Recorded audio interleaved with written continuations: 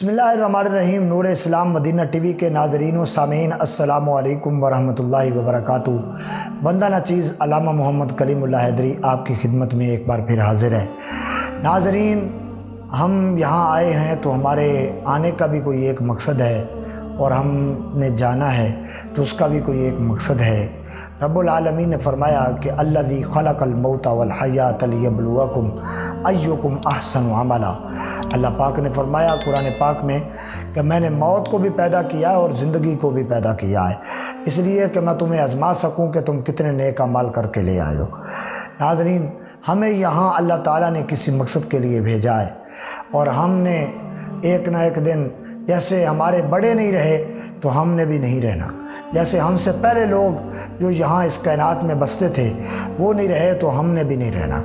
नाज़रीन, हमेशा याद रखिए, एक दिन हज़रत इज़राइल अलैहिस्सलाम हज़रत याकूब अलैहिस्सलाम की बारगाह में जब हाज़िर हुए थे तो हज़रत याकूब अलैहिस्सलाम ने हज़रत इज़राइल अलैहिस्सलाम से पूछा था कि ऐ अल्लाह के मुकर्रम फरिश्ते, तुम किस मकसद के लिए आए हो? तो हज़रत इज़राइल अलैहिस्सलाम ने कहा कि आपकी रूह कब्ज़ करने के लिए आया हूँ। हज़रत याकूब अलैहिस्सलाम ने फरमाया कि तुमने तो पहले को कासिद भेजना होता है, कोई पैगाम भेजना होता है और तुम डायरेक्ट आ गए हो। तो हज़रत याकूब अलैहिस्सलाम को जो जवाब हज़रत इज़राइल अलैहिस्सलाम ने दिया, कहा ऐ अल्लाह के नबी, आपकी दाढ़ी मुबारक के बाल सफ़ेद आ गए, ये भी मेरा कासिद था। आपके सामने लोगों की मौतें वाक़या हुई, ये भी मेरे कासिद थे। और आपके सामने आपकी आंखों में सफ़ेदी आ गई, ये भी मेरे कासिद थे। तो लिहाजा ये तमाम के तमाम जो आपके बाल सफ़ेद हुए, ये भी मेरे कासिद थे, ये मेरे पैगाम आए हैं आपके पास। आपकी आंखें सफ़ेद हो गई, ये भी मेरे कासिद थे, ये मेरे पैगाम आए हैं आपके पास। और लोगों की आपके सामने अमवात हुई, लिहाजा ये भी मेरे पैगाम थे आपके पास और ये मेरे कासिद थे आपके पास। तो लिहाजा इतने तो मैंने पैगाम भेज दिए। तो ये इतने बड़े जो पैगाम हज़रत इज़राइल अलैहिस्सलाम ने हज़रत याकूब अलैहिस्सलाम को गिनती कराए थे। तो नाज़रीन, ये हमारे भी दाढ़ी के सफ़ेद बाल भी आते रहते हैं और हमारे आँखों में सफ़ेद झल्ली भी आती रहती है और हमारी आँखों के सामने दिन ब दिन लोग मरते भी रहते हैं और हम उनके जनाज़ों में शरीक भी होते रहते हैं। हमें हमेशा मौत को याद रखना चाहिए। हज़रत फ़ारूक़ आज़म रज़ी अल्लाह ताला अन्हु, आप हमेशा सुबह दोपहर शाम आप हर वक्त मौत को याद रखते थे।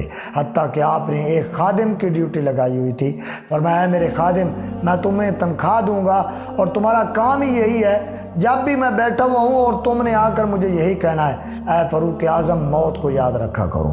तुमने बस इतना कहना है, मौत को याद दिलाना है मुझे।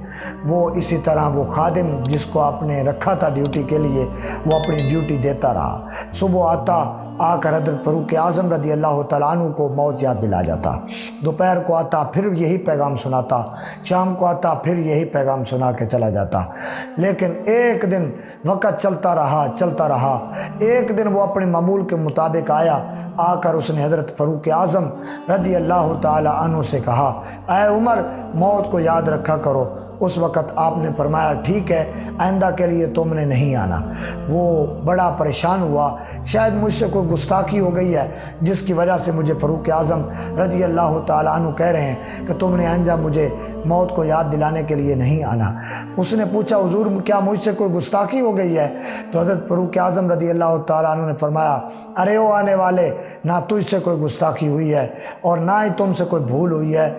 ये असल में बात यह है, तू मुझे मौत याद दिलाने के लिए आता था, अब मेरे घर में मुझे मौत याद दिलाने के लिए आ गया है। हज़रत फ़ारूक़ आज़म रज़ी अल्लाह तआला अन्हु ने जब इतनी बात की तो वो खादिम कहने लगा, हुज़ूर, क्या कोई मुझसे बेहतर आपको मौत याद दिलाने वाला आ गया है? तो आपने इस तरह अपनी दाढ़ी मुबारक के बाल को पकड़ा और पकड़ कर फरमाया, देखो ये मेरी दाढ़ी में एक बाल सफ़ेद आ गया है, अब ये मेरे घर में मुझे मौत याद दिलाने वाला आ गया है। तो याद रखिए, जब दाढ़ी मुबारक में एक बाल भी सफ़ेद आ जाए तो याद रखिए मौत आपके सर पर आ चुकी है, उसकी निशानी ज़ाहिर हो चुकी है। अब उसके बाद इंसान को संभल जाना चाहिए और उसके बाद अल्लाह की बारगाह में इंसान को सर बसजूद हो जाना चाहिए और उस वक़्त अल्लाह की बारगाह में झुक जाना चाहिए इंसान को और आजिज़ हो जाना चाहिए।